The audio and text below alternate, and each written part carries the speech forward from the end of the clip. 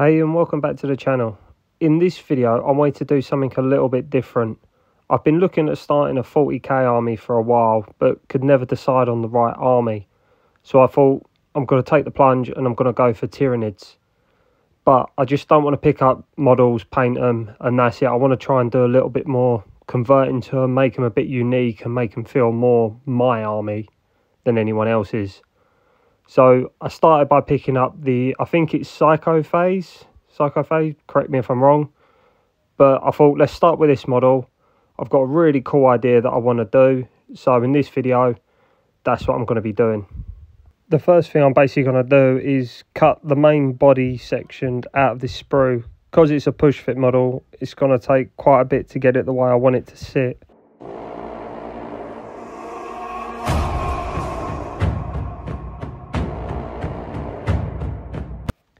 With the model cut out, I'm going to begin by using a hacksaw. I don't have a hobby saw, so if you have a hobby saw, use that. Anything you got. I've literally got a one-handed hacksaw I'm going to use. And I'm going to basically cut the two segments apart. So from where the head goes to the thorax side of the bug, I'm going to cut it off there because I want to change the positioning of the head and how it comes out from the body. Once the two parts are separated, I'm just going to take a nail file and just clean up what I've cut. So between the two joints, just so it's all nice and clean for when I decide to join them back together. And then all I'm going to do is repeat the process for the other side of the body. With all the parts cut out and cleaned up, now I'm going to glue the two sections of the head together and the two sections of the body together so I can see how I want to position them on the base. My plan for this is I want him to be crawling out of a murky, swampy cave. So I'm going to cut off probably half of the abdomen at an angle so I can reposition him so it looks like he's coming out with his head coming forwards. So again, I'm going to sort of judge the angle best I can, and then I'm going to use the hacksaw and I'm going to cut a chunk off of it and then retest it, and then if I've got to cut a little bit more off, I will. But what I am going to do is save any of the bits I cut off for later, because potentially I can use them for future builds and also to add extra bits onto this model. I'm next going to begin by mixing up equal parts of milliput to sculpt the centre section of this model. I'm using some metal sculpting tools for this that I got off Amazon a while ago. I'm first going to fill out a section of the hollow body and the head where I'm planning to join the two together. That way when I sculpt the centre section, it'll give it a stronger join as the milliput easily sticks to itself. This is sort of my first time really sculpting anything onto a miniature. So in my mind, the more you practice, the more you improve. So you just got to take a leap of faith. Trust you can do it, take your time and you get there. I'm first going to start by sculpting two extra shell plates.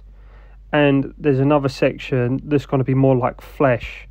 So as if the armour plates have shifted as the Tyranid sort of pulled itself out and exposed this little flesh section. While this section's left to dry, we're going to begin by working on the base. That way, by working on the base, it'll give us a better idea of where we want to position the legs.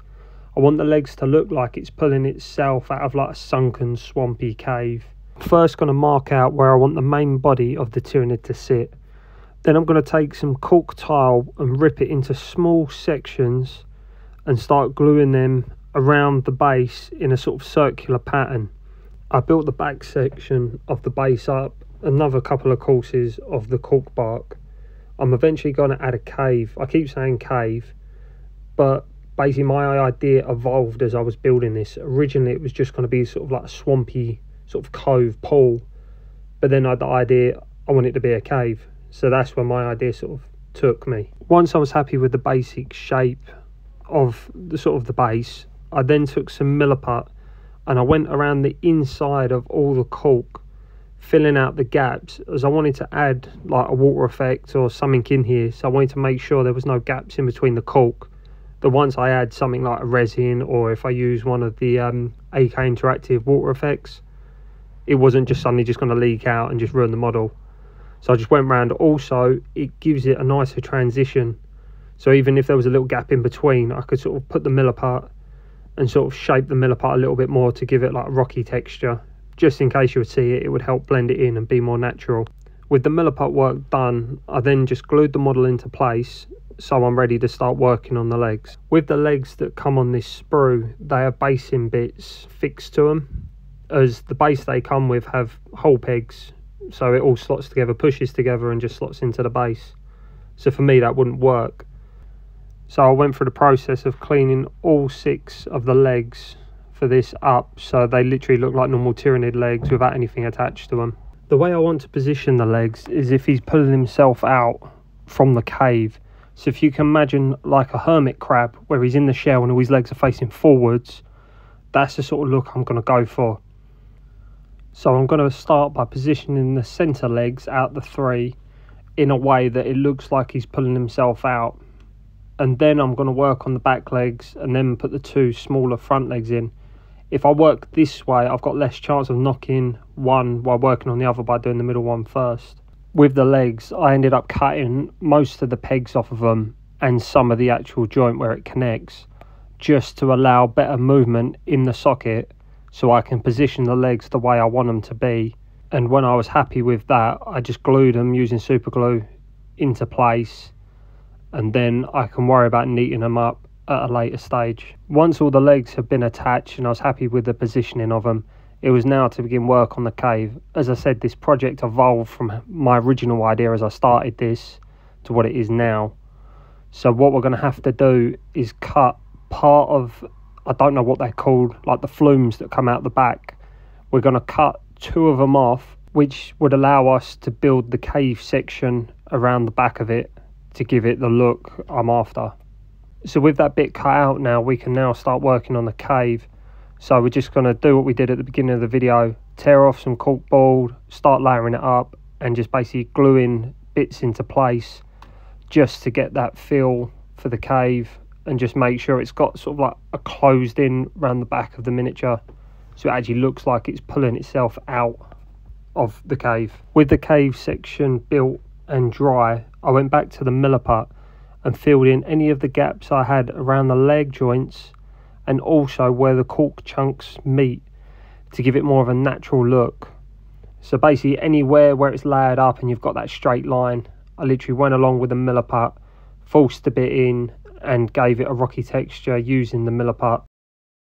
The last thing I've got to do before this is ready to be primed is I'm going to go around the open parts of the base that are not covered and literally put PVA glue. I used wood glue, and then I'm going to use dried sharp sand to go around just to give the base a bit more texture, and also a little bit into sort of like the swampy area, just in case the water effect is a little bit clear. I don't want it just to show a black base, I want it to show something underneath. And then last thing I did was just sprayed it with some watered down PVA glue and let it dry. And what I'm going to do now is to prime the miniature black, and then I'm going to give it a slap chop over the top because I'm planning on using army paint or speed paint for this. How I like to use the slap chop method and get my miniatures ready to use speed paint is I start from a black primed model and then I go with a very dark grey and I hit probably about 80% of the model with the dark grey, so basically giving it a proper go over, only leaving the darkest recesses. And then I take a light grey and I hit about 50% of the model, so I hit a lot of the parts that are facing upwards, so paying a bit more attention to where the light would hit.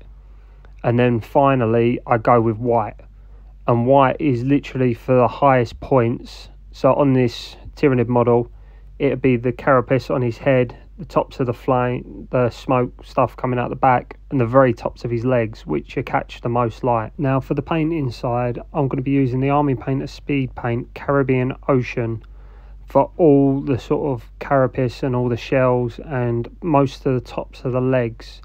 Anything that looks like flesh is going to be painted in a different colour, but for now we're going to go around and just paint all the armour because this is the colour I'm going to be going for most of my Tyranids when I get around to painting and converting the rest of them. For all the skin areas on the Tyranids, I'm going to be using Army Painter's Moonlight Coral, and basically I'm just going to go around on all sort of underneath the carapace, on the legs, the tentacles coming out the mouth, inside the mouth. I'm just going to coat it all in Moonlight Coral and just add some very nice contrast to this, because where it's like a very nice pink, it really stands out against the sort of Caribbean blue. I'm then going to use Army Painter Speed Paint Tidal Wave to paint the smoke that's coming out the top, and also the Space Marine's arm that I left attached on the Tyranid's mouth. Just to give it that gore effect, I'm just going to use a bit of Army Painter Speed Paint Poppy Red just on the end of the arm as it's been ripped out the socket. For the next step, I'm going to be using the Army Painter Speed Paint Gravelord Grey, Nuclear Sunrise, Algae Green and Cloudburst Blue. And basically I'm going to begin by using the Algae Green and the Nuclear Sunrise in all different patches, just to give the stone a bit of texture, so it's not just a grey rock. It literally has algae growing on it. It has little bits of veins of different colours running through it. So I'm just going to go around all the rock in this fashion before I add the other colours. Once I'm happy with the Algae Green and the Nuclear Sunrise, I'm basically going to go over the colours with Cloudburst Blue and also mix some of the Gravelord Grey in. Because it's grey, you don't really see the Gravelord Grey. So using the Cloudburst Blue, it gives it a little bit more colour into the stones and just makes it look a lot nicer. The final speed paint I'm going to be using is Ochre Clay, and I'm going to be using that all over the base, because when it dries, to me, gives it that dirty, yellowy, sort of greeny sort of colour, so it blends into sort of a bit of a swamp aesthetic that I'm sort of looking at with this build. The final thing to do is to paint all the teeth, and there's a lot of them. So first of all, I'm going to be using Citadel Rackar Flesh to give all the teeth a quick base coat. And then I'm going to use Pallid Witch Flesh just to highlight all the teeth, mainly the ones towards the front of the mouth, just to make them stand out a little bit more. Just to add one final detail to the mouth, I'm just going to give it some slime effects. So normally I'd use the standard Yoo-Hoo glue that everyone pretty knows about and uses, but I didn't have none, so I ended up using Bostik all-purpose clear glue. It's still stringy as Yoo-Hoo glue, dries a bit quicker, so you have to be a bit more, well, quicker as you're working, but it did the job and served its purpose. For the water effects, I'm going to be using this Hang Tough super strong epoxy resin. If you're in the UK, you can pick it up in Poundland for, I think it's £2 per one. The first thing I'm going to do is empty both tubes. It comes as one, so you just push the same plunger. I'm going to empty them all into a container, and then I'm going to add a couple of drops of Algae Green just to tint the water. I have used this before with the speed paint and it's been fine. I've never had no problems with it. And just give it a stir for, I think it's a minute or so, just so it's all mixed up. And then basically I poured it in one side, let it fill up, and then used the really old paintbrush and then just moved it around.